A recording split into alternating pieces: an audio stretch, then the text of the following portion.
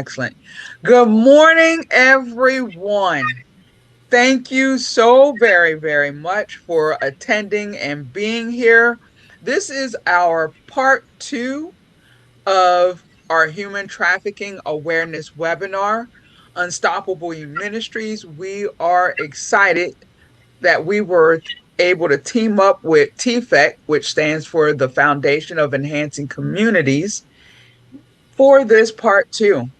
Part one went so well, which was in January, that people were like, hey, bring it back, bring back the same panelists. Plus, we got another new one on board, and we'll have her introduce herself in a minute. But again, thank you for making time to be here this morning. I am actually going to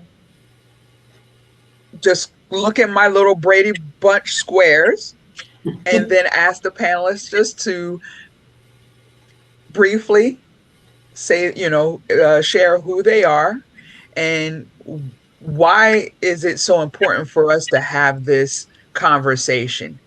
So, DeFord, you're the first upper square for me. So, Okay. DeFord, can you can come off of mute or what have you and speak clearly and just share a little bit of who you are, where you who you volunteer for, and why is this so important for you? Sure. Thank you, Jen. I'm DeFord Davis. I'm a volunteer advocate with She's Somebody's Daughter, and we're a nonprofit.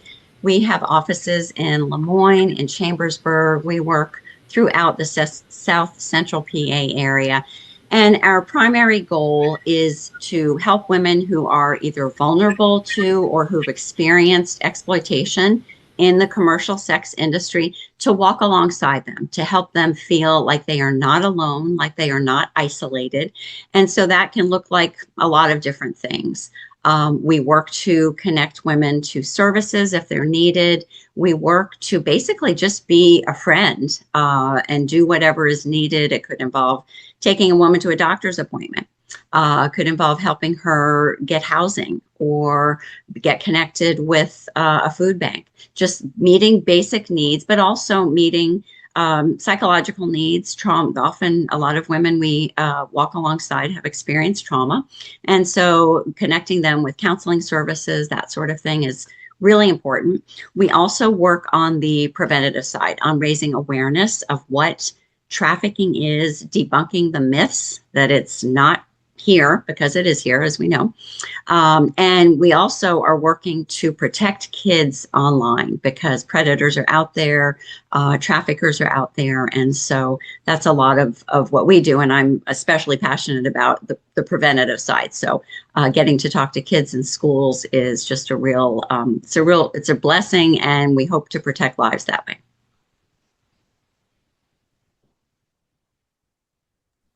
DeFord, you are a blessing and in the community, in the organizations that you represent, and we're just honored to have you here. Thank you so very Okay. much.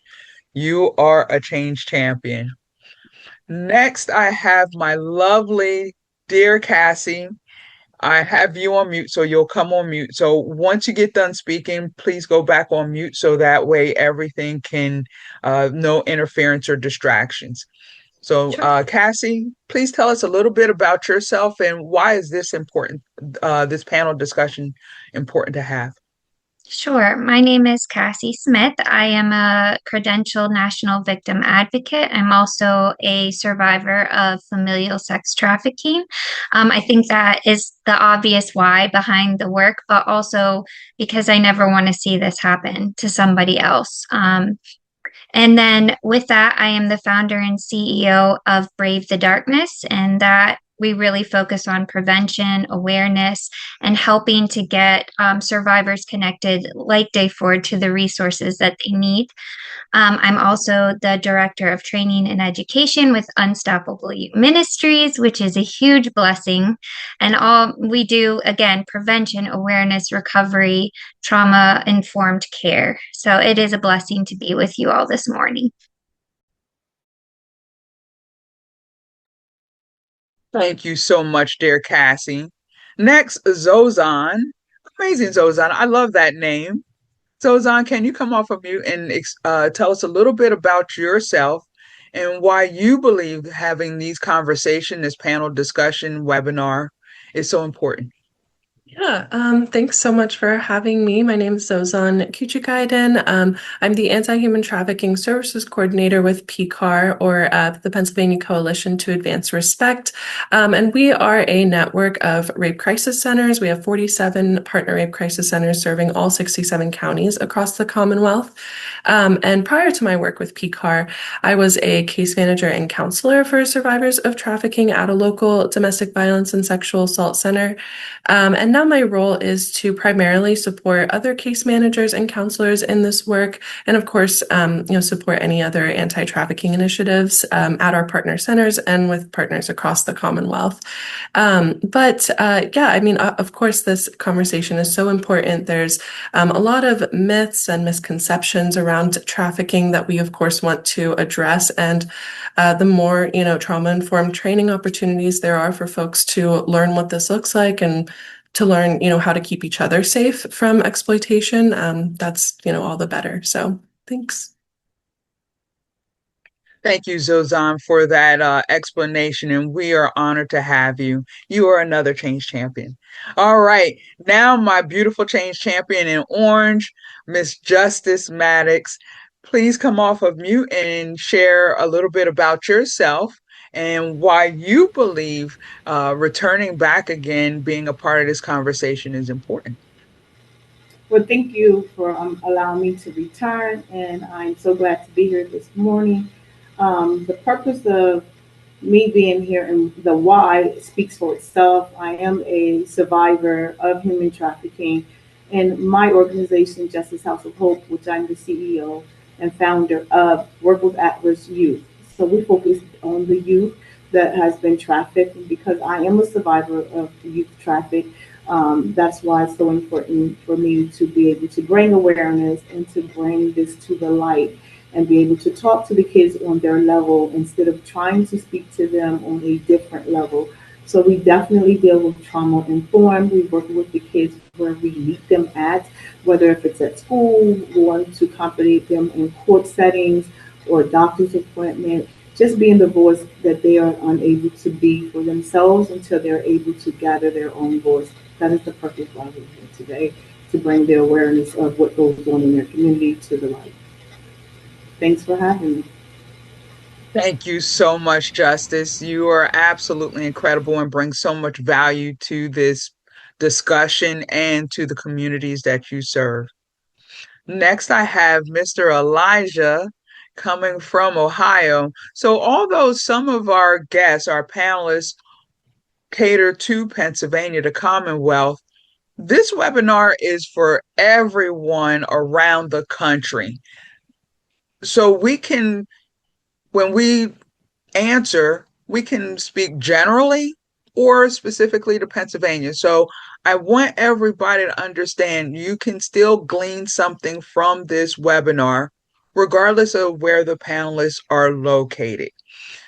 So, Elijah, can you come off of mute and explain who you are and why this was important for you to come back?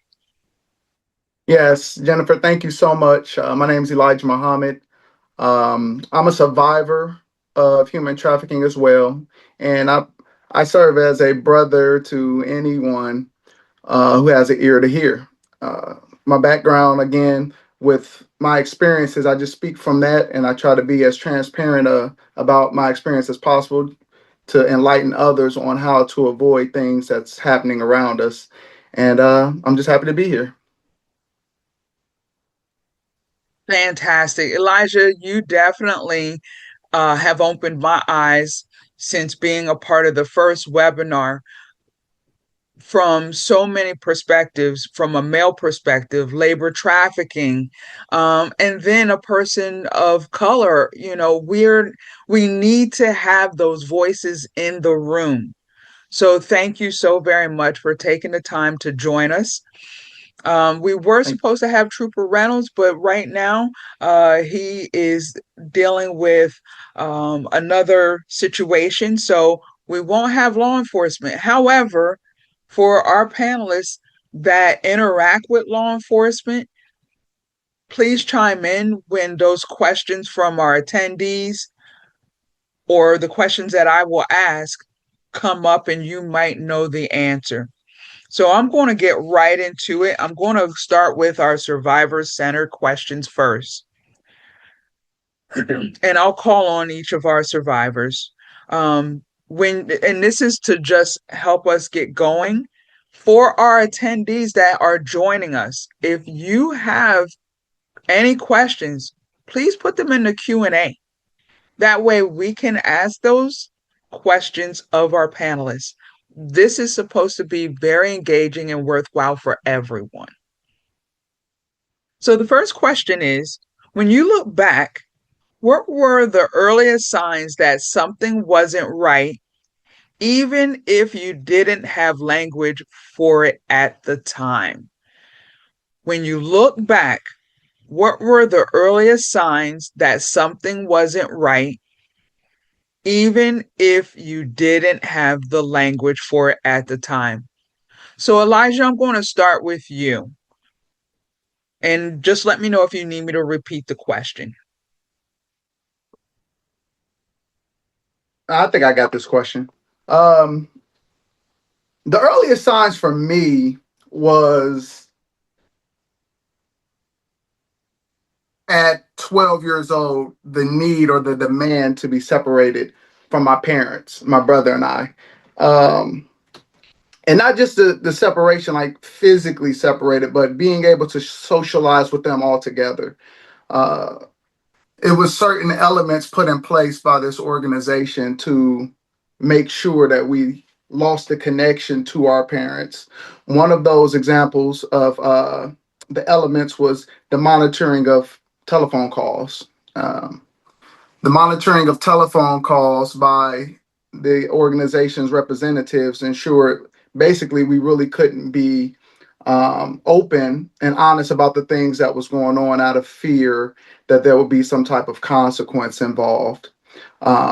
So the loss of connection to our parents and to our relatives was a big deal. And then just being relocated to an entire state made it impossible really to build a relationship with anyone for that matter outside of the organization. So the uprooting and disconnecting from relatives or people that could do something about it was one of the key factors, hindsight, that I look back on and say, wow, if I knew that back then it could do something, that would have been the first sign. Wow. I really appreciate your courage in sharing that because this is about prevention. Let's be proactive. How do we get on the ahead of this? And by you and the other survivors, Cassie and Justice, sharing, you're going to help our foster care, adoption, educators, healthcare professionals, parents understand. So thank you, Elijah. Justice, I'm going to come to you with that question. When you look back, what were the earliest signs regarding your situation that something wasn't right, even if you didn't have the language for it at the time? Um, I, I didn't have the language for it at the time, being so young, but thinking back now, I think it was more of being fearful, afraid, being isolated when I was taken, not able to say no.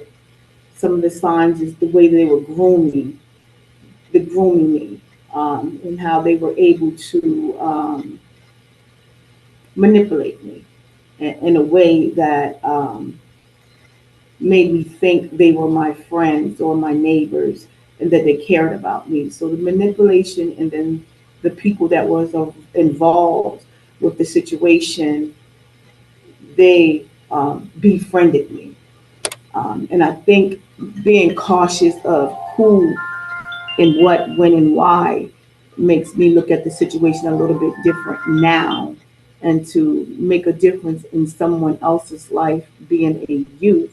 We get very close to the people that we consider as our friend.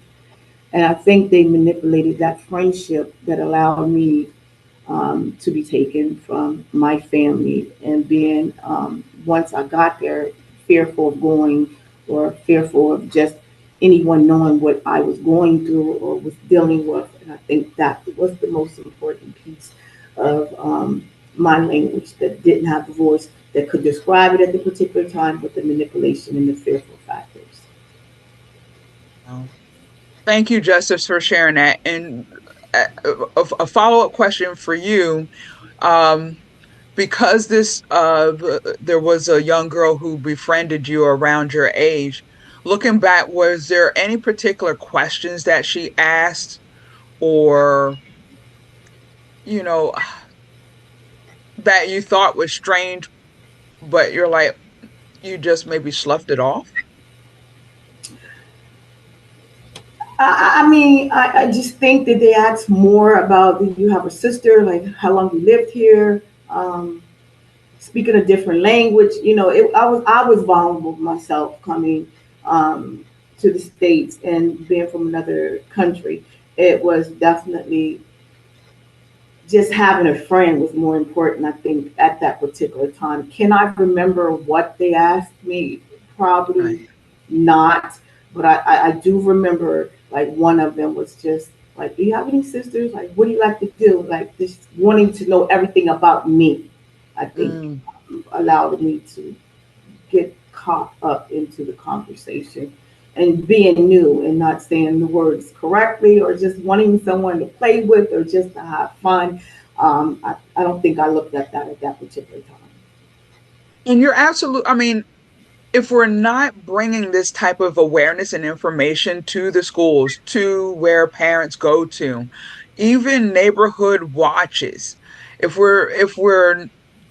there's a roadblock or gatekeepers, that I know these are tough topics: domestic violence, human trafficking. However, how do we prevent our children from being exploited? And to me, if some young girl befriended me and just asked those questions, I would think, oh, they're just wanting to know more about me. I wouldn't have batted an eye. So it goes to show how easily, when we don't have the language, when we don't educate our youth, how easily uh, they can become susceptible to being exploited. And before I go to you, Cassie, I am remiss that in the beginning I didn't mention about trigger warnings. I always want to be trauma informed. Each and every one of us are trauma informed specialists and advocates as well. So for our attendees, if there's anything that is being said that brings up a physiological reaction, um, or because I don't know your experience in your past, or I'm just grateful that you're here attending, please know that it's okay to step out, catch your breath, and get in touch with us if you would like to speak with someone who's trauma informed, because it's extremely important. So I apologize for not saying that up front, but I just want to put out trigger warnings. Everything is appropriate this webinar, but again, I don't know everyone's history. So taking care of yourself, self-care is extremely important. Thank you so much. And so, Cassie, I'm coming to you with that question. Do you need me to repeat it?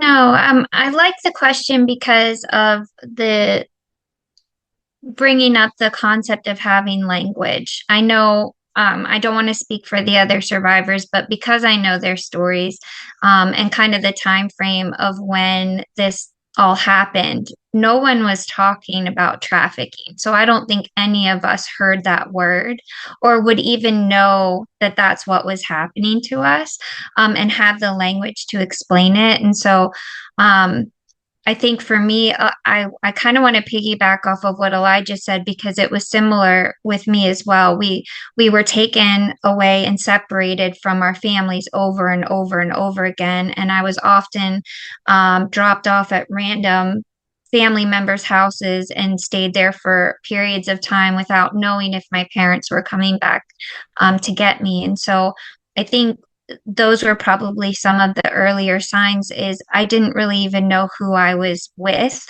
I didn't know them well. And so I think anyone looking on the outside would have realized that, or maybe even thought, that doesn't seem like it's their child. She's not responding to them as if they were her parents. She's responding to them as a 3-year-old, very different than she would if it was her mother and father.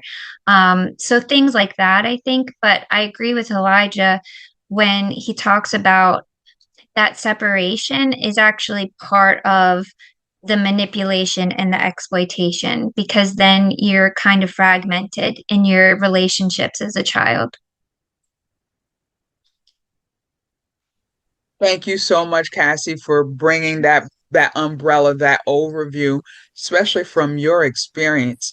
And that's the incredible part why I'm so honored to have you, Elijah, and Justice as survivor leaders, a part of this, because you're going to help us with the big picture from very unique experiences. Now, I don't want to leave our advocates out, so I'm going to shift the question a little bit for Zozan and DeFord. And I'm going to ask this, and especially based on your experience, because I know that you help clients uh, in the exploitation of trafficking. How can communities recognize when a youth is being emotionally manipulated, not just physically controlled? How would you explain that? And I'll start with you, DeFord. How can communities recognize when a youth is being emotionally manipulated, not just physically controlled? So a lot of trafficking, a lot of the, we'll say the myth around trafficking is that it often involves physical control. It often involves being literally taken, and that can certainly be part of the situation. But most cases of trafficking in our area involve relational trauma, involve relational coercive tactics, and so there is the misconception that if a person is walking around, freely, that they are not being trafficked. And trafficking, and this, it's a tricky term, and it certainly tripped me up at first because human trafficking has that word traffic in it. So naturally, you think it must involve transportation. It solely involves exploitation. It can involve other things, but it always involves exploitation. So a youth who is being exploited or trafficked, so your question, back to your question, in terms of what sort of things community members could look for, family members, that sort of thing. Changes in behavior. I think a lot of survivors have talked about how teachers might have picked up on their grades dropping. Family members or even their peers may have picked up on the fact that they're self-isolating. And certainly now that we have the internet, that we have social media, we have a lot of ways for predators to access victims online. Keeping a tight rein on your device, secrecy, being very nervous, anxious about not being able to access your messages immediately, quickly, that sort of thing those can really be indicators that somebody is being exploited. There could be changes in sleep patterns, changes in eating patterns, the beginning of drug abuse, substance abuse, just changes in a youth's behavior can really indicate that something's going on coercively. They'll still be free to come and go, but yet if somebody's got a hold of them with threats, with even trauma bonding if they've developed a relationship. That can all be part of it. So the signs are not necessarily physical or visible to those around us, but yet the psychological toll that a coercive relationship can take can be very apparent. Thank you so much, DeFord. Zozan, I'm going to ask the same question of you, and then we do have a question in the Q&A. Um, and so that question in the Q&A I will ask of like our survivors, but Zozan, I want to be able to get to you and hear you on that community question. How can communities recognize from your perspective, from PCAR's perspective, which is going to be a little bit different from all the other reps here, emotionally youth being manipulated from your experience, what are your thoughts? Yeah, so, and of course, this is something that we do train on, but I will also add that I have lived experience with youth online sexual exploitation, sextortion specifically. And so a lot of these emotional behavioral changes are definitely things that mirrored my experience as well. So if you're like working with youth and you notice like sudden withdrawal, or like maybe they become more secretive about their communication and their devices, or sometimes you might notice like an increase of gifts or money or rides, right? Just sudden like things that youth might be able to do that they didn't have the means of doing before. And then, of course, if you're a professional working with youth, like that might look different versus like if you're a caregiver. So as a teacher, you might notice maybe some high absenteeism, or you might notice like differences in their attentiveness, whether they're engaged in class or not. So just like DeFord was saying, noticing those behavioral changes are definitely part of it. Absolutely. And not just willingly slapping a label on it as, oh, they're just ADHD or they're just poor behavior. So, Cassie and Zozan, I'm going to ask this question of you. Cassie, I'll start with you. But then I also want to give our other survivors who may have experienced being sent to a medical facility during your trafficking experience, but maybe the healthcare professions missed certain signs or what have you. So I'm gonna ask this question from Kelly. Sure. Kelly, thank you so much for putting this in the Q&A. Cassie, I'll start with you, then Sure. Zozan, and then we'll move forward, okay? Uh, can you please speak to this question as it relates to healthcare workers? How do we as healthcare workers best identify and support such exploitation? So, Mhm. Cassie, come from your Yes. experience. Absolutely. I love this question because I have a very good example from my own personal experience. When I was younger, still a teenager, I was having so many health issues, just autoimmune stuff, just stomach issues they couldn't find any physical reason for. And I just remember sitting in a specialist's office. It was myself, my trafficker happened to be sitting right next to me. And the woman asked me, the doctor asked me, do you know that there's a huge connection between stress in the mind and how that affects your body? So if there's something going on, it may be what's causing all of these issues if there's something going on in that way. And unfortunately, because she asked me that question with my trafficker sitting right next to me, I could not answer that question. I could not say, yes, there is something happening to me. And so it was a missed opportunity, I think, for me to be able to potentially tell someone, or at least get them to understand that, yeah, I agree, this isn't normal, and hopefully they would look into it a little bit further. Yeah, so, but I want to say with that, the fact that that doctor took the time to even explain to me that maybe what was going on internally was caused by some kind of external factor was something I never even considered. So it was actually very helpful for me later on to understand some of the symptoms that I was going through and what they might be connecting them. So I don't want to say she did a terrible job. She definitely gave me some really priceless information, but it could have gone further had my trafficker not been in the room. Thank you, Cassie. And this is why we do what we do, because we never know what professions are tuning in. And I'm hoping there's educators, healthcare professional, you name it. This is the information that we need to get out. So, Zon, are you able to share from your lived experience? Did you have any experience from the healthcare profession concerning your situation?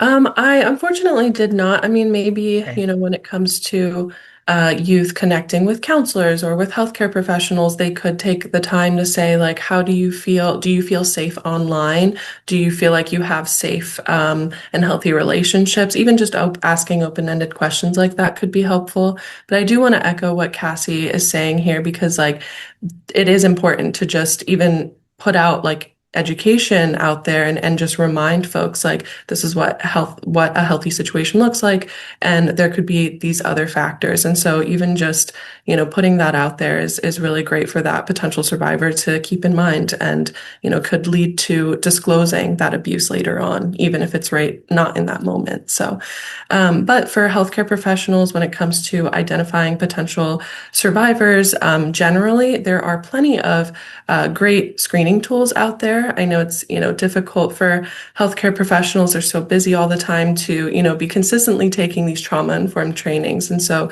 to have a tool next to them to help them identify potential indicators could be helpful in that work as well. So. Excellent, Zozan. Thank you so much for sharing those things. Very enlightening. Justice, or I know in your lived experience, did you have um, while you were being trafficked, any dealings with the healthcare side? And answering Kelly's question, how could they identify and support you? Like hindsight is 2020, but yeah, what was maybe missed, or what would you encourage of our healthcare professions with your lived experience? Jennifer, this is a great question. Um, Absolutely, because you being a youth and you're in and out of the hospital, getting different types of sexual diseases or certain things that you have to go to the doctor for, and that your trafficker would take you to. The very most important thing is making sure that individual feels safe, and we have to keep in mind that I'm so grateful that the laws has changed from when I was growing up because your parents don't have to be in the room with you anymore, or anyone don't have to be in the room. And I think if we keep that in mind when we're working with an individual that might have been traumatized, or you can see something different, or that particular person tightens up, I think like, okay, is it okay that we speak to this individual by themselves, whether if it's male or female? I think we have to keep that in mind when I'm working with my kiddos or when I'm going different places with that. One of the things that I'm grateful for is that like they are able to ask that question, is it okay that we speak to you by yourself? Because I will give you more information about what's going on with me. If I feel safe with you, I can open up and that person isn't in the room with me. Because if my trafficker is in the room with me, like Cassie said, I'm not answering anything because I am not able to speak. But if I can be by myself and I feel like you care, I might tell you. Unfortunately, going back and forth to the hospital, we are only going to the emergency room, so they don't get to have us as a patient like we would love for them to. But having miscarriages or whatever that's going on, they don't doctors or nurses don't have that time to be able to build that type of relationship. But I think if they would have asked me, if I could speak to you by yourself or ask me, is there anything else that you might need from me?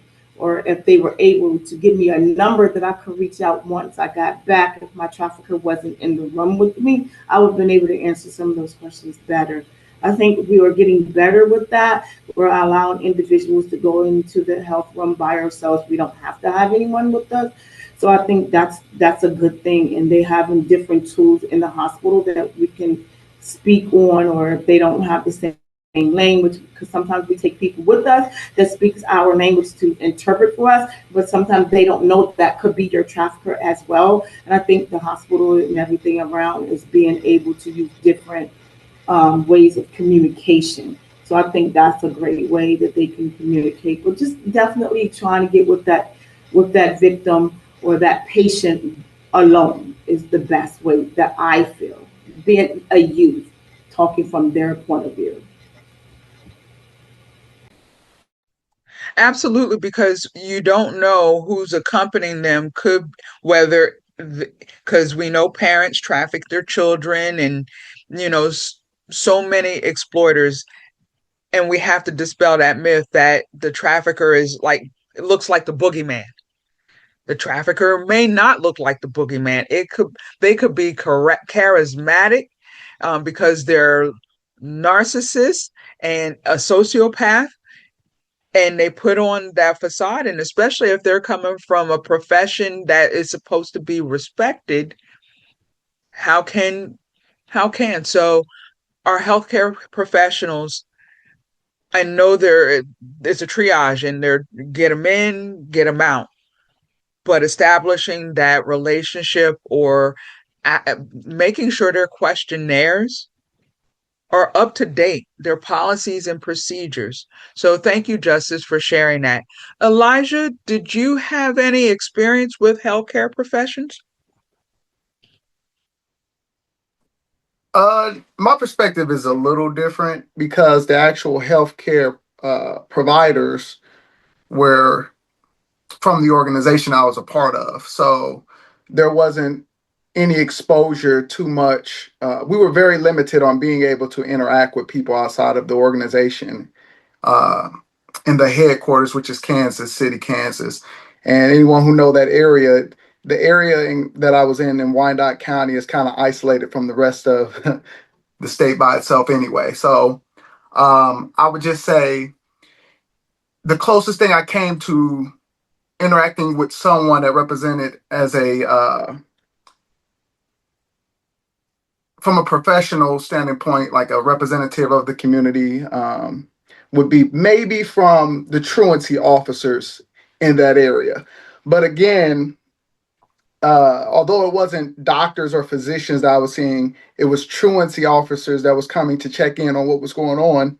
They just didn't have enough information. So it's literally the same thing that Cassie was saying and Justice was explaining, that if they didn't have the information to know what to look for, then they're only going to press the questions that they think will get the answers that they need. But if they don't know the questions to ask, besides, why aren't you in school?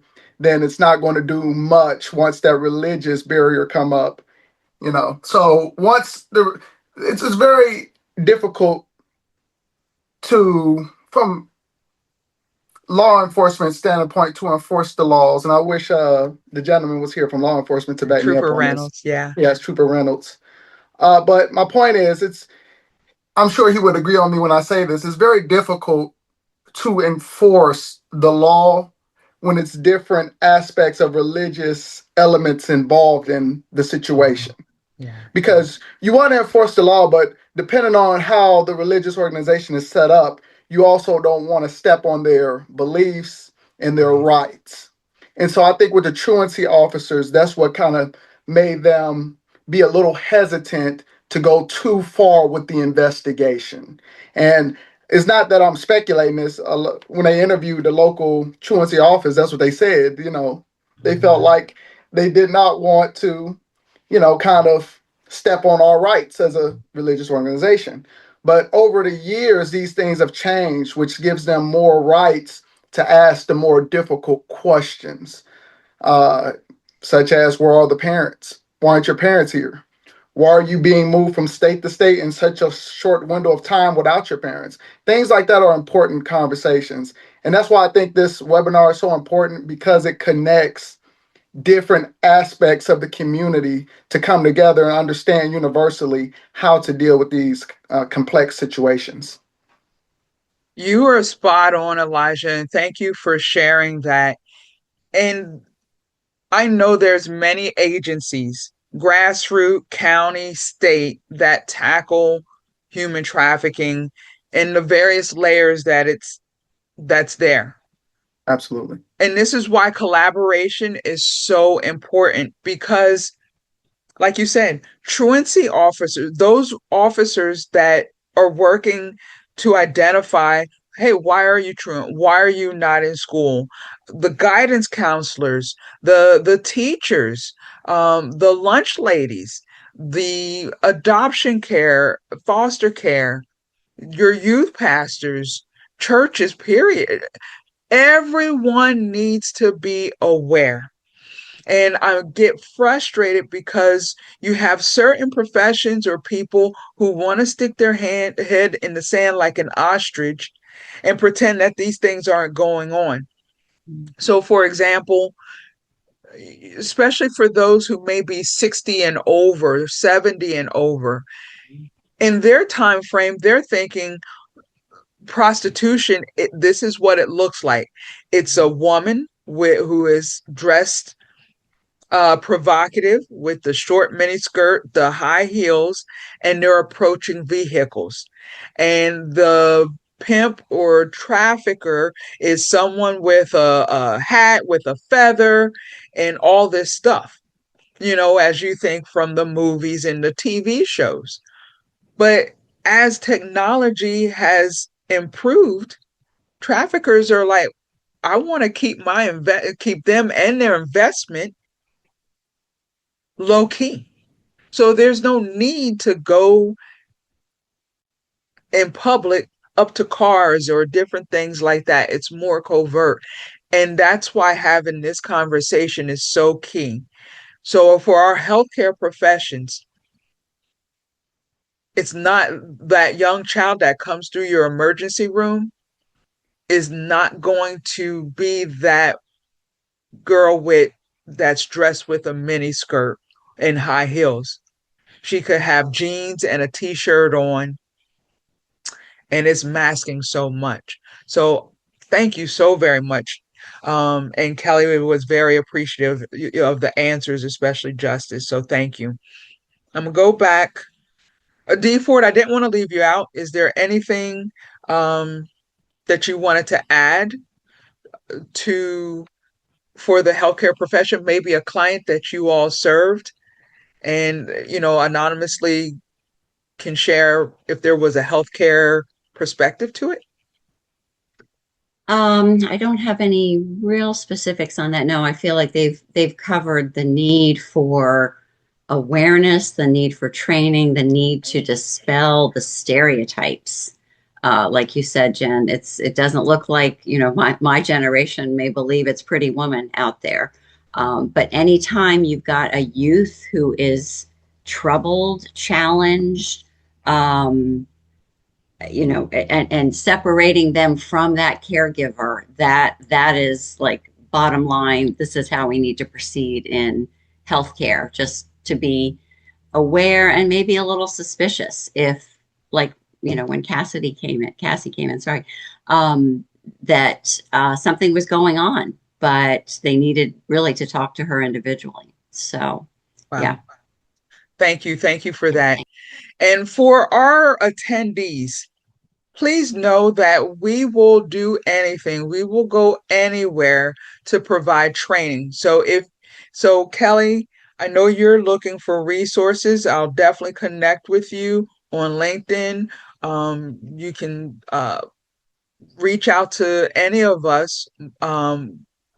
We love training. Matter of fact, myself, Cassie, and a representative from the York Youth Development Center, we did a presentation on anti-trafficking, the collaborative solutions from uh, advocacy, awareness, and action at a conference, the Voce conference, and that was yesterday. Zozan was a presenter at the conference and for a breakout session.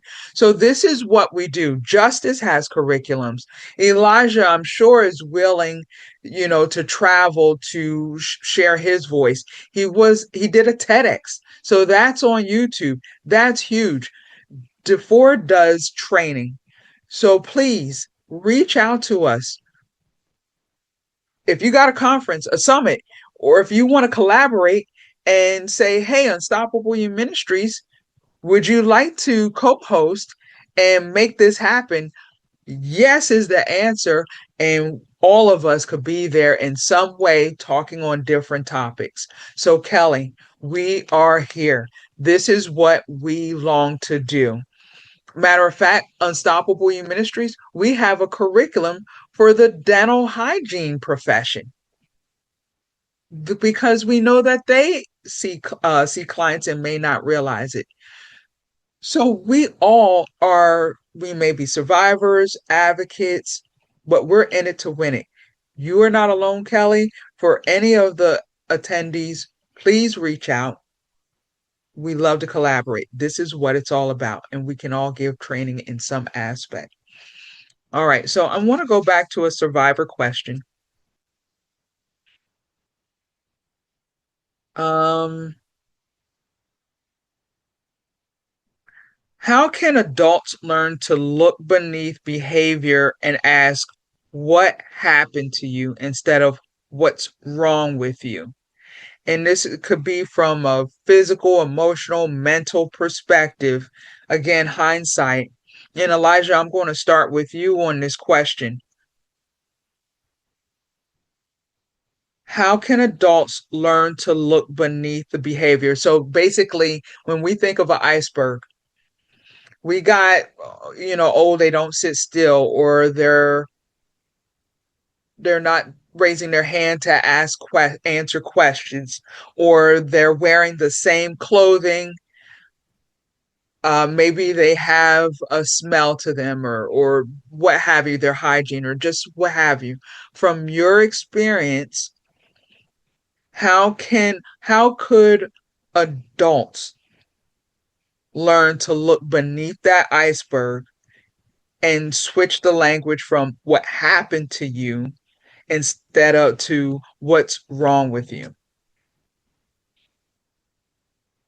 I would say the first thing that would have to happen for adults to really be able to switch that language from what was it? What happened Right, what to happened, instead of asking what happened to you Mhm. instead of what's wrong with you. Instead of what's wrong with you. Yeah. So I would say the first thing that has to be understood from that person who's asking that question is um, proper training on how to look at the victim as not just a situation, but as a human being. And what I mean by that is when you ask the question, what happens to you, it just lacks the proper, I would say it lacks empathy of the person's situation, the sensitivity, obviously, on what it is that happened with the child or the victim. And I know for me personally, I kind of went through this as I looked for uh, about 10 years ago, as I looked for, someone to talk to therapist wise. And that was a very difficult challenge for me, was to feel comfortable in talking to someone if I felt like they were thinking, what happened to you? Instead of asking, okay, what is it that's making this person be this way? And let me figure out. It was more so like, okay, most of the individuals who were talking to me were so disconnected from the reality of how human trafficking works that I really could not even get to the point where I could express myself. So I would just say, I know it can be kind of difficult if a person who's responsible for helping a victim has not been through what the victim has been through. It can be very difficult to connect sometimes, but if they can get the child to the point where, or the victim to the point where they're comfortable, I would just say, really listen to the victim, ask the proper questions, and most importantly, I would say, actually be as um, sensitive to the situation as possible. That's what I would say. In my experience, uh, most often the individuals who I expected to help just didn't have the knowledge. So if they are trained on how to be sensitive to these situations, I think they will have a better turnout. That's just what I believe. Fantastic. Thank you, Mhm. Elijah. Cassie, I'm going to come to you, and then Justice, I'll come to you. So Cassie, in Mhm. regards to this question, how can adults learn to look beneath behavior and ask what happened to you instead of what's wrong with you? Because two different languages. The Yes, latter is accusatory, and the yes. first one, what happened to you, is more compassionate. Yeah, I think it's the number one issue that we kind of deal with when we're talking about victimization because behavior, the first thing a teacher usually looks for is like, what is wrong with you? Like, why are you acting like this? Why are you doing this? Like, this isn't necessary.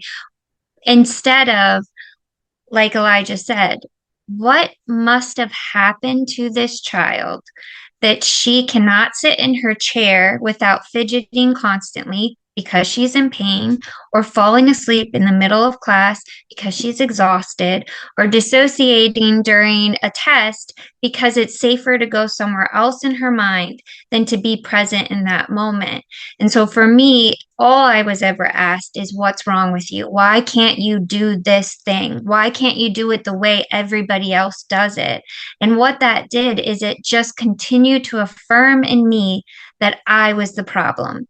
Nobody else, because that centers all of the issue is on the child, and nobody is looking outside that circle, or as we say, under that iceberg of why on earth would this child who's usually pretty well behaved in every other area, she's struggling here. Instead of calling me out and humiliating me in front of my entire class for falling asleep, maybe you ask me to stay behind, and after everyone leaves, you ask me why I cannot stay awake in class. I'm not going to answer you if you humiliate me in front of my entire class. I'm not going to tell you why I'm falling asleep.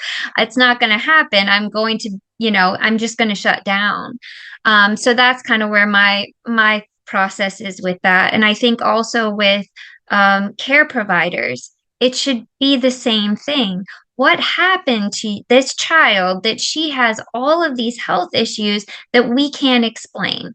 Instead of, I'm sorry, we can't help you, we can't find the reason why this is happening, and send you off to the next specialist to get the same answer. So Excellent, excellent, excellent. And that, Kelly, that's why I'm grateful that you and maybe any other colleagues are on this webinar. Is is this information getting to all the healthcare professions? It, matter of fact, it should be mandatory when a healthcare profession, nurse, doctor, anyone, because they're not teaching it in college. They may not be teaching it in the nursing schools or what have you. It only could happen when the organization, the hospital, or whomever, the practice is invested to making a difference. And that's what let's come together and make an investment. So that's why I'm so grateful for your question, because professions are missing it. Our judges, our law enforcement, the parole officers, they're missing it. And again, no one agency can make it happen to educate everybody. So, Justice, when you were being trafficked, in your experience, did you come across someone who came to you and said, "What's wrong with you?" instead of "What happened to you"? What should they have looked for, or like going beneath that iceberg that would have helped them? I mean, this is a difficult question for me. Okay. Because instead of asking what happened to me or what's wrong with me, I think it shifted the changes mentally as a child in the response of a punishment. What do you mean what happened to me? There's more that's more of a punishment for understanding. You have to get to know me before you can even ask me what happened to me. Like I don't think I would have been able to answer that question. What happened to me? Well, what happened to you? How do I know what I was doing was wrong? Like you can't just suggest or think that I know that this was wrong, or or trafficking was wrong because I didn't know. Um, what's wrong with me is that I need to get home to my parents that someone took me away from. My story is a little bit different than how some of the kids that I work with stories are. I was taking, and when I was taking from two loving parents, it's different because I was trying to think what happened to me is like, why aren't they here to find me? That's what happened. Um, you can't answer that, so you couldn't even hold that conversation with me. Makes sense. So so it's different. And when you say what happened to you, it's like, okay, I just did something wrong. Is this a punishment? Like, how do I answer that? So I think my response might be a little different than my co-host, because instead of them asking me that question, it's, how can I help you? Right. If someone would have said, how can I help you? Hey, how can you help me? I need to get home. I need to find my family. I need to get to my loved ones. I know someone loves me out here. How can I help you get there? That's what I think would have been just it. Wow. Thank you, Justice, for bringing that up because this is not cookie cutter, not a one size fits all. And that's why it's so important for our different professions to have that overarching knowledge. So thank you for bringing it up because, like you, Cassie, and Elijah had all three different experiences. So, Cassie, I saw your hand up, and then I'm going to ask a community question. Yeah, I was just going to say what you said. That's what I love about these conversations because no two survivors have the same story. We've all gone through so many different things. So there's different perspectives and we need that. We desperately need that because there is no cookie cutter trafficking survivor. It is every situation is different. So, Justice, thank you so much for explaining that. I think you did a wonderful job. Absolutely, absolutely. All right, for a community question, and we have about 32 minutes left. DeFord, from your perspective, um, giving training, seeing clients, your organization, just all the experiences that you have, what do you wish people understood about trafficking in maybe your own county or your region area beyond the headlines and the myths? And I know you touched on it just a little bit, but if you can kind of briefly hone in, what do you wish people understood about trafficking coming from an advocate perspective Mhm. and what you do as a volunteer with the organizations you support? Mhm. What do you wish people understood about trafficking in your own area beyond the headlines and the myths? So I think we've touched on this a good bit, but there are still people who believe that trafficking involves transportation, that it involves kidnapping, like the white vans driving around. When I teach kids in the middle school and the high school, so many hands go up when I ask how many of them have parents who have talked about these white vans. So that is such an urban legend, urban myth that we have got to just debunk. There's still, like you said, the stereotype of the prostitute who looks like Julia Roberts in Pretty Woman. We have to debunk that this is not a choice, that youth, that women, that men who are being trafficked are their hidden coercive tactics behind it. And I think there's still a mindset. And again, I think we're making inroads generationally, but we have to get beyond the idea that, oh, she just likes sex, so this is what she is doing. Um, even sex workers who may, or say people in a vulnerable situation who are selling themselves for sex, that is exploitive, regardless of whether you have a third party buying or not. None of us were created or made to be used as a body. So I think we have really just got to help people understand that one, that it's so much more relational than it is transportational or involving kidnapping. That's a huge thing. And two, we have to look, as we've said, we look beneath the surface. I love a good Maslow's hierarchy of needs. That this is a depiction of all the needs that all of us have, and traffickers are going to prey on those needs. They're going to prey on your need for housing, for food. And unfortunately, people who are vulnerable there are the easiest targets. But then belongingness and love, we all want to feel that. And youth especially, if they're just coming along, just understanding who they are, they want to feel good about themselves. And here comes this person who may be filling a void that's not filled at home, and they're paying an awful lot of attention to this young person. And we have to raise those red flags that this is not appropriate, and this is an indication of grooming. This is a challenge. One other thing that I think is really important, well, a couple other things, but educating our communities to understand what exactly trafficking is, because some of them may sit on a jury someday. And we want to be able to convict those folks who are doing the trafficking. And if a potential juror has the misconception that trafficking must involve that kidnapping or transportation, they are not going to have the mindset that, yes, this person was forced, frauded, or coerced into doing something they wouldn't otherwise have done. So I think that's a real part in working on getting rid of the trafficking. And then there's the whole demand side. So somebody else, I don't want to take up too much time, but the demand and the porn addiction that go into that's another huge part. So anyway, thank you.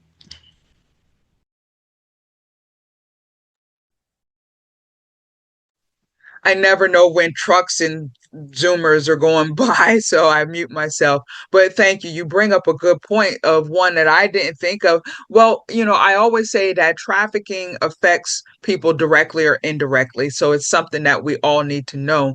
But that was another aspect in regards to legal and being a juror, having that duty of why it's important to know.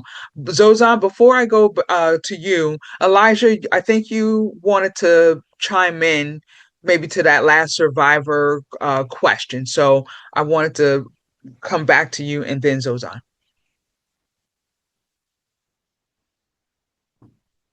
I think you're on mute.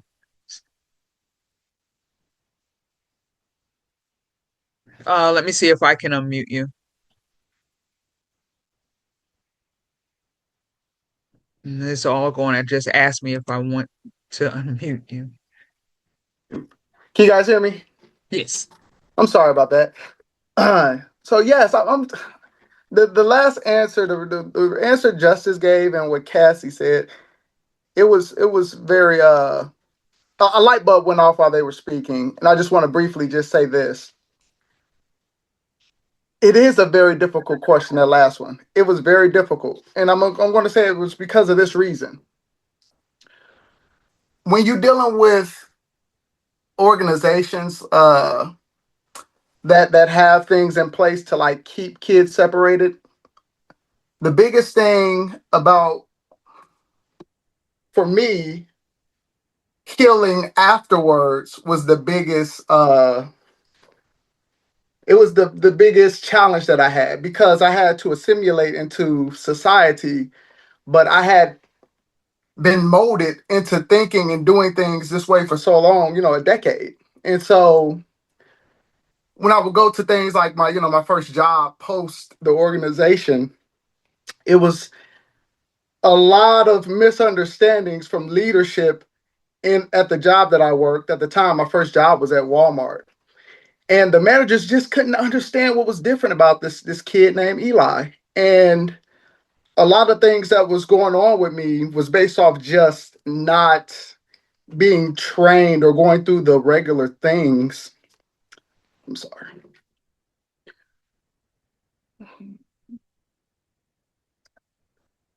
Just having to, We got you, brother. Just take your time. yeah, Breathe. we just having to really figure out life post the organization caused a lot of misunderstandings from people who were looking on to me.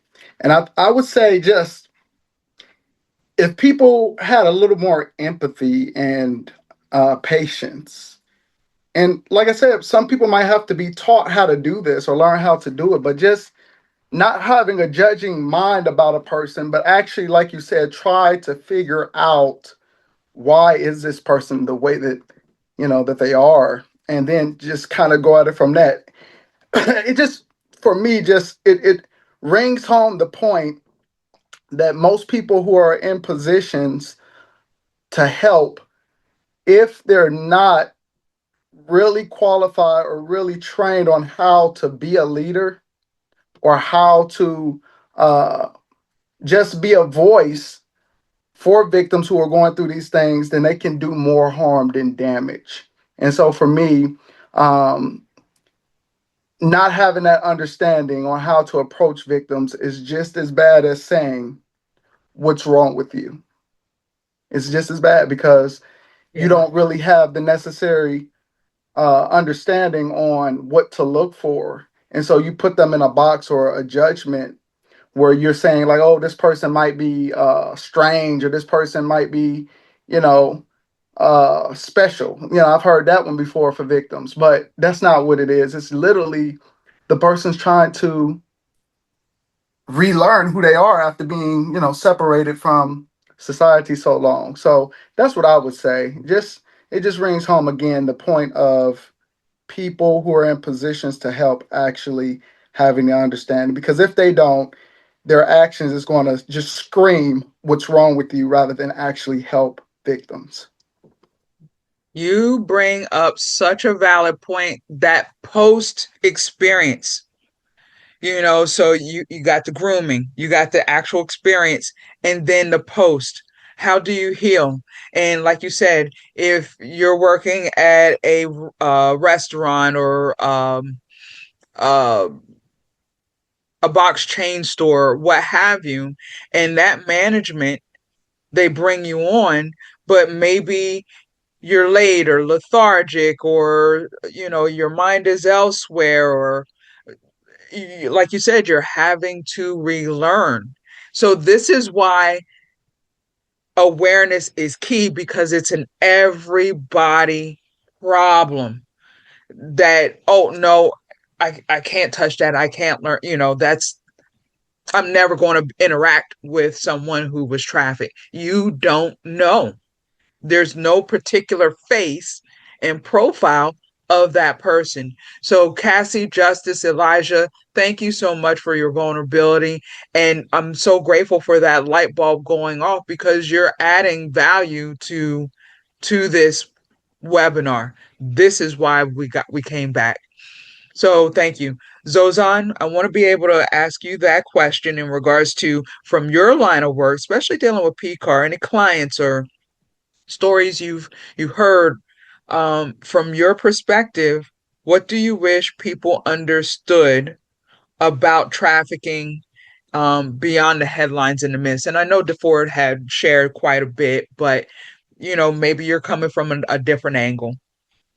Yeah, definitely. I do want to just first echo what Elijah was saying as well, because it is so important. This is something that we, teach folks how to do, is like what it really means to meet survivors where they're at, to, share like and sit in those feelings with folks, and again, not being judgmental, and, being a safe adult being a safe space for that person to open up and to share all their emotions, even if they're not, what you conventionally think is okay or whatever. So I really appreciate that perspective.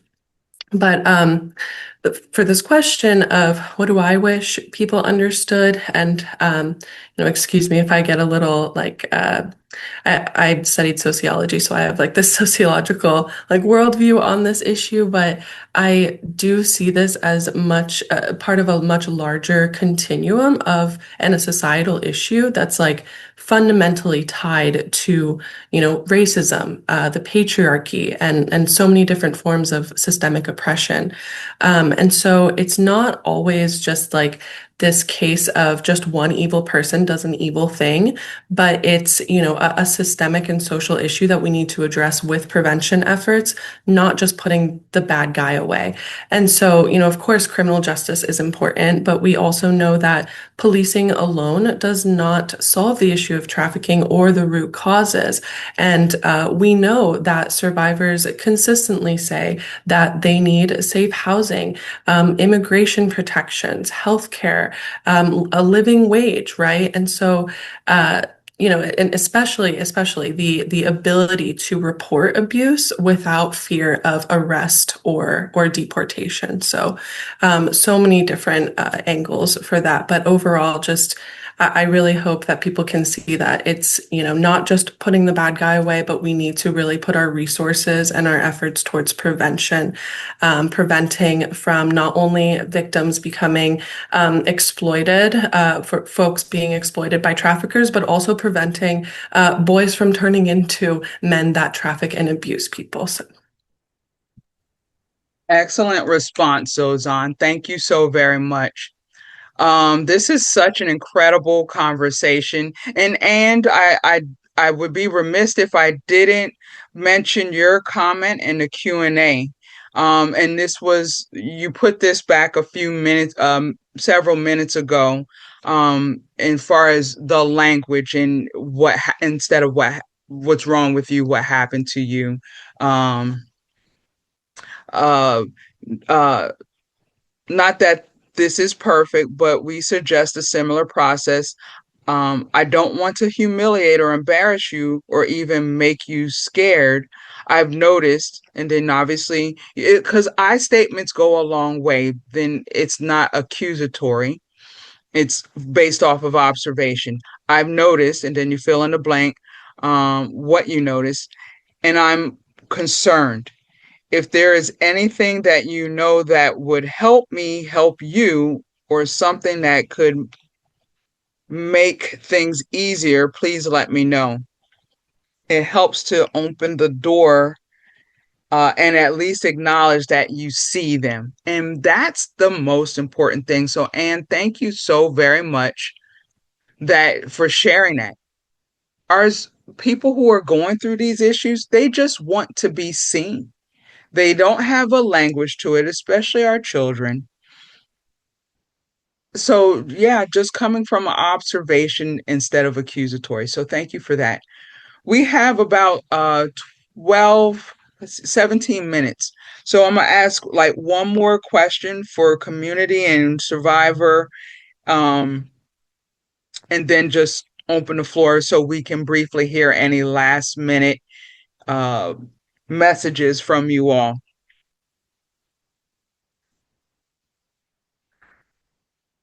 And a lot of this could be redundant, but maybe like Elijah, you have aha moments. Oh, Justice, I see your hand. Justice, do you have a question or? I have a statement. It's just bothering me. You had asked the question about understanding the kidnapping, the myth of it.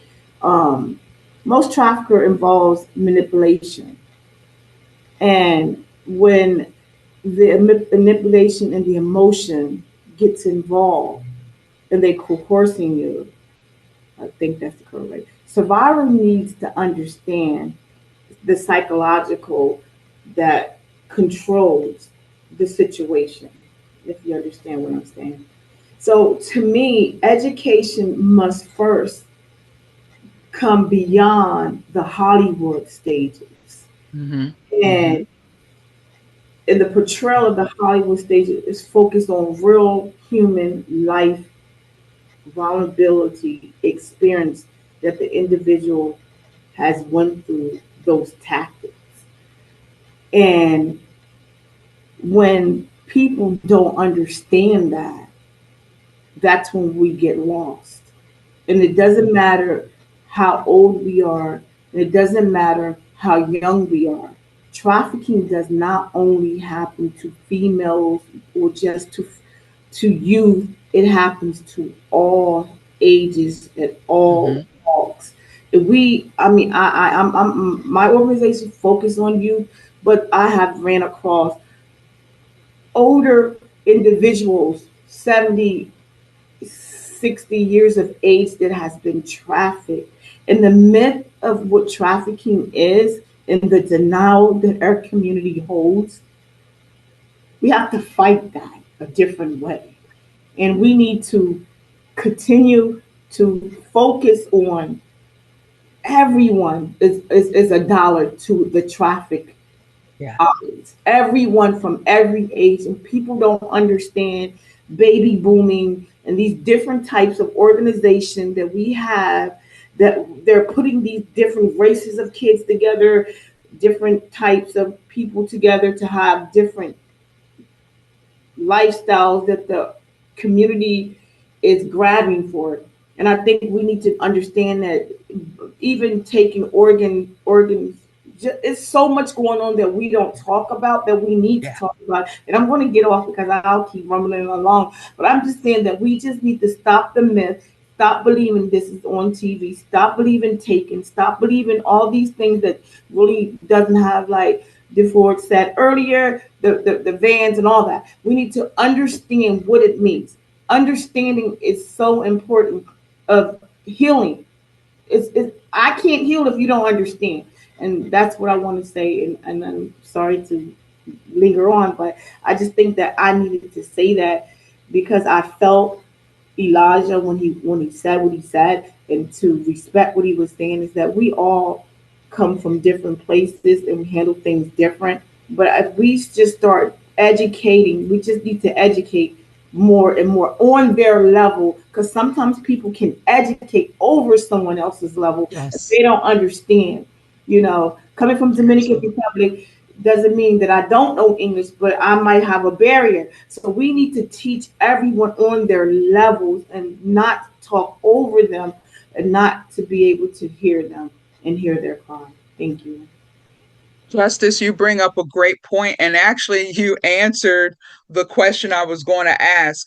And so I'll ask Cassie and Elijah a different question, but you hit it because I was going to ask, how can we help people understand that trafficking rarely looks like abduction and often looks like manipulation, coercion, and unmet needs? So you answered that perfectly. So now I'm going to ask just a different question, but I'm going to take it to Cassie and Elijah. So thank you, Justice, for hitting that home and really expressing that. So, for Cassie, what does it look like to respond with curiosity instead of suspicion? Um, I think for me, that's my natural disposition is more um, curiosity about what might be happening with someone.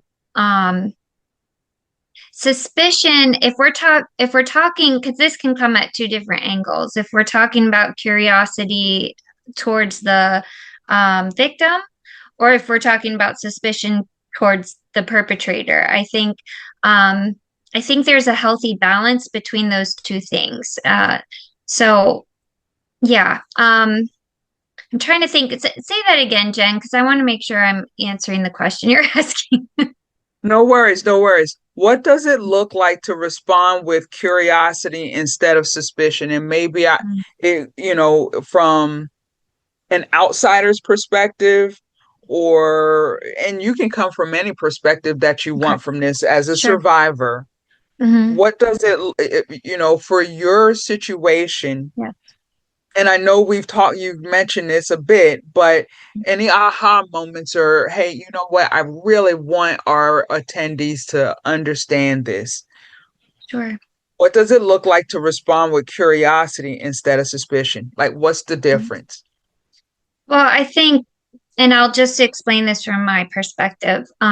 When I started to come forward and share the things that I had remembered and just the connecting the dots of things within my family, um, I would say other family members and other people very close to me did not respond with curiosity. They did respond with suspicion because in their minds, they did not want this to be true. They did not want to admit that our family members could be involved in something like this. And so instead of responding to me with curiosity of, please tell me more about this, how, what are you remembering, maybe this also happened to me, just an open conversation, a compassionate conversation.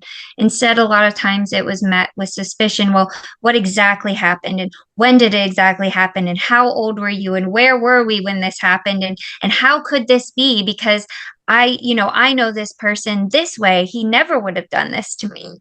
And again, it goes back to how that invalidates that person's experiences, because maybe he didn't abuse you, but he did abuse me. And so when they respond with suspicion, what that would do is shut me down and make me question if I'm remembering properly, instead of having the corroboration that, hey, maybe that wasn't my experience personally, but I am so, so sorry that that happened to you. And how can I come alongside you and support you?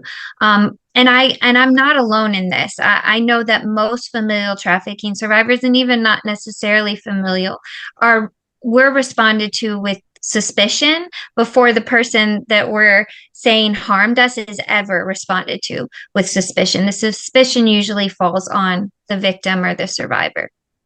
Yes, yes, yes, yes. And it's about changing that perspective. So thank you so much, Cassie. Elijah, I want to ask you this question, because yours is dealing with labor trafficking. And, you know, because your parents, maybe they thought they were doing the right thing. So what what did they miss, or and now you're a father yourself. So I want to know from a male perspective, how do you navigate, how help males fathers navigate this tough topic, and what would you have wanted your parents to know, or what would you say to them? I mean, it's such a loaded and big question that I'm asking, but yeah, coming from a male perspective and a black male perspective, because I don't always believe that our people, persons of color, are tuned in to this issue, and not from what I'm seeing.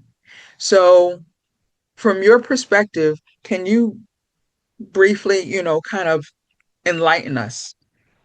Yes. So I'll speak from what I've observed and studying my father's decision to place us in the position that my brother and I, in the position that we were in, for us to be victimized the way that we were.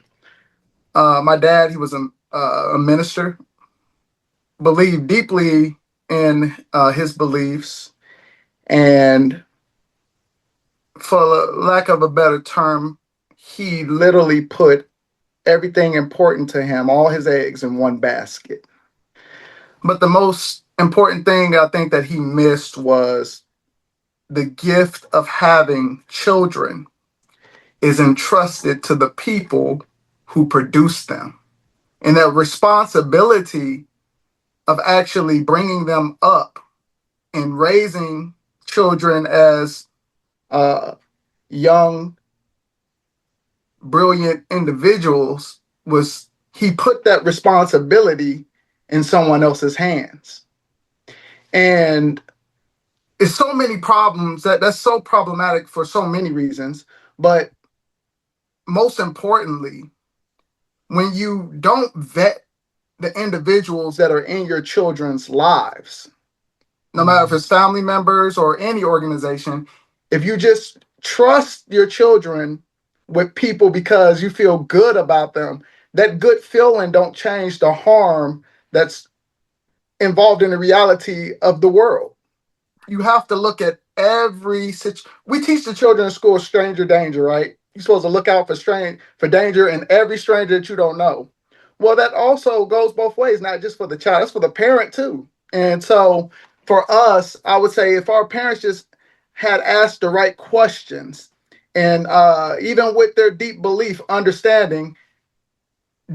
don't mean God wants you to send your children across the country. Your children have to be protected and have to be nurtured, and it have to be with the right people. So we need to have a little more, we need to be choosy about who we allow in our children's life. And I think even if it's because you feel like God is moving you to do it, God still wants you to keep him first. And keeping him first means your responsibility are to them children. And if we keep that in mind, I think that would have prevented my parents from making the mistakes that they made. Wow, Elijah, thank you, thank you. And that is a great segue into our last points. We're at 11:26, and so 45 seconds or less.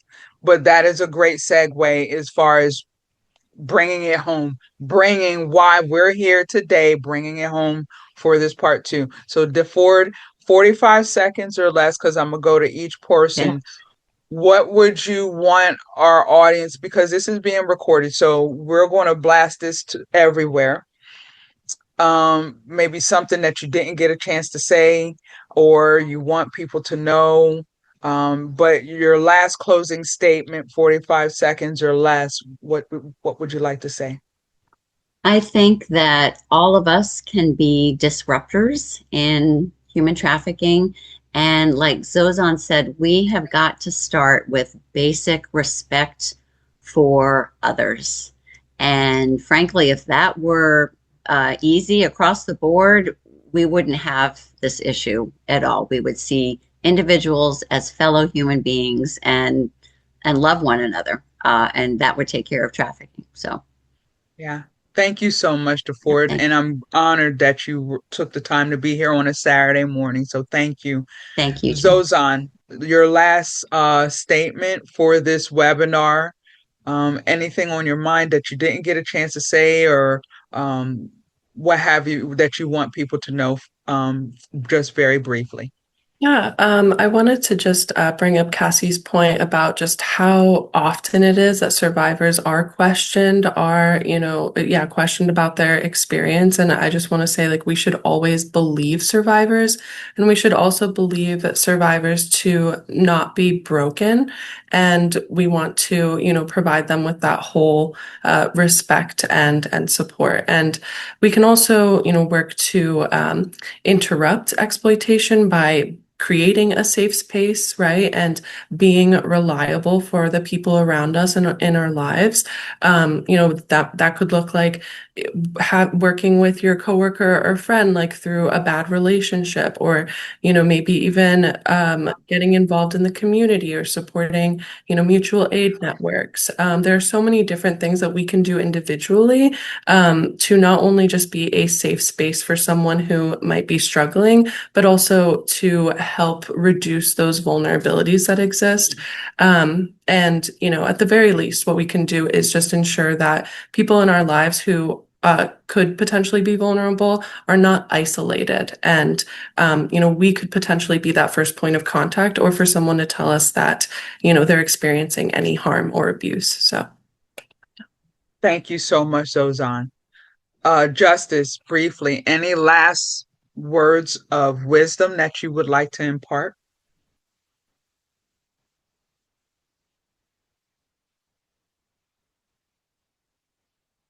You're on mute, honey.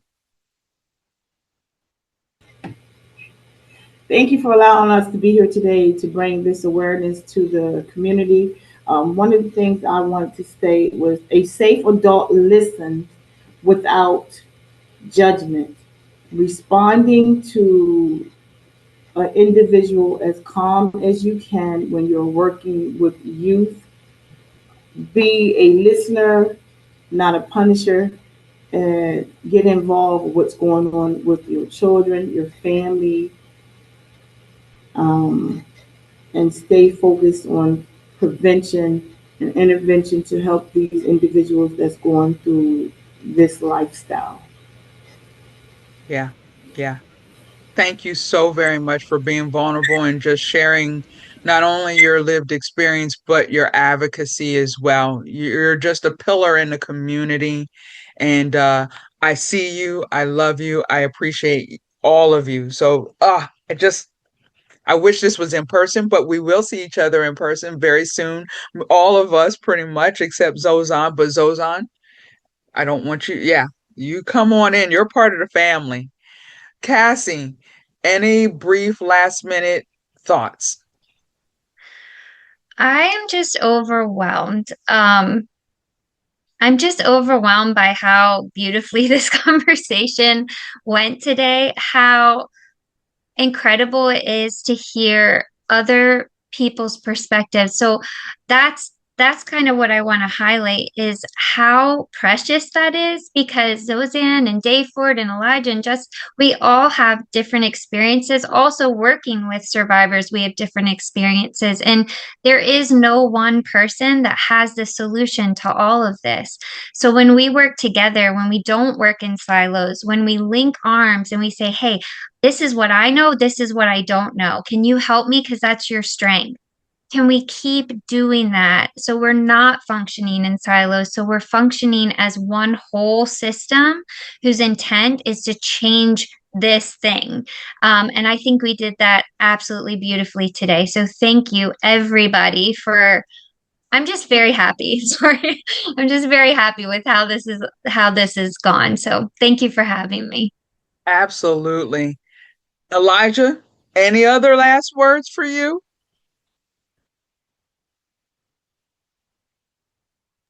Yes. So I did want to I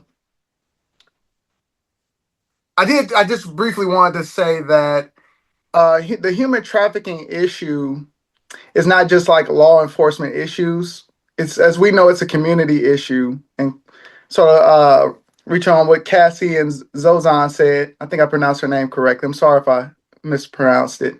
However, prevention begins when we learn to recognize the vulnerability, the reasons for vulnerability, and just to respond to those situations with compassion. And in order to do that, we actually have to create communities where exploitation have very few places to hide. I know right now we have, I don't want to make this a controversial issue, but we just have to be able to use our voice to hold the highest offices that represent us to the standards that we are talking about as well. There shouldn't be anywhere that people can hide when it comes to the actions of abuse with children or anything of that nature. And I think it starts first with your direct communities and utilizing your voice to bring about that change. It's very important to speak up when these situations happen around you or if it's happening in your community in any aspect. Show up and be that voice because that's the only way it's going to change. That's the only thing I have. And with that, well done, everyone, to our incredible change champions, our change agents, our panelists, advocates, survivors, everything in between for our attendees who are out there on the front lines in the nursing and the healthcare and education, all of our attendees with their great questions. Thank you so very much for taking time to be here to engage with us. I hope that this was extremely fruitful. I learned something, some aha moments, and I was like, ooh, I didn't even think of that. And so that will help our language as we move forward. That's why every voice is important.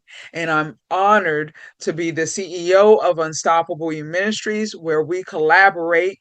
Um, again, taking away the barrier of the silos, the gatekeepers, and let's get into trenches together to make this happen. And so I'm thankful for TFEC, the Foundation of Enhancing Communities, for joining us. I'm grateful for WellSpan Health and Highmark Wholecare for being our sponsors. Again, this is a collaborative effort.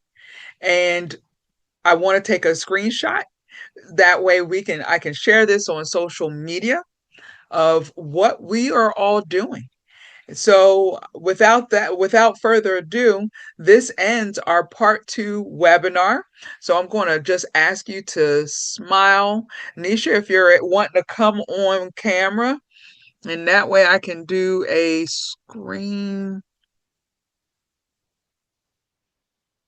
print screen, screenshot, something.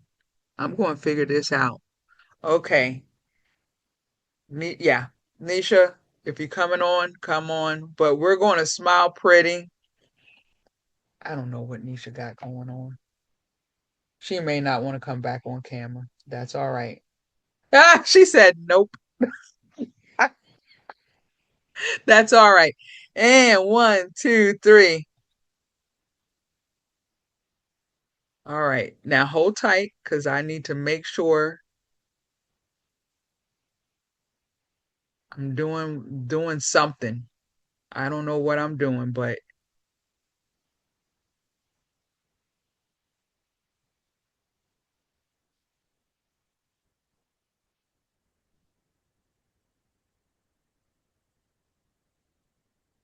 ah, what did I just do? I don't know what I got going on. I'm tech challenged. Ah, I did take a screenshot, so you're good. did I have my tongue out though? Probably. Okay, No, take you're another fine. one. Oh, okay. It looked good. Yes. But if Thank you you, want, I'll Nisha, take for another one backing just me for up. you. Thank you for backing me up because I'm like, yeah, I look like that. So, yeah. Okay, so we're good. We got a Well, picture of let's do one everyone. more, everybody. Sorry. Yeah, because One I more. might have messed that one up. One more, real quick. 1, 2, 3. Got it. Excellent. Excellent. Excellent. Excellent. Yeah. All right. Go out there, continue to be great. We love you all. We look forward to seeing majority of you on June 27th, Saturday at Logos Academy. And for our attendees, we invite you. We have so many events coming up where Justice, Elijah, DeFord, Zozan, Cassie, we got stuff. Stay connected. Reach out to us. Facebook, Instagram, LinkedIn, TikTok. Don't let us be a well kept secret. Reach out. Let's collaborate. Enjoy your Saturday, everyone.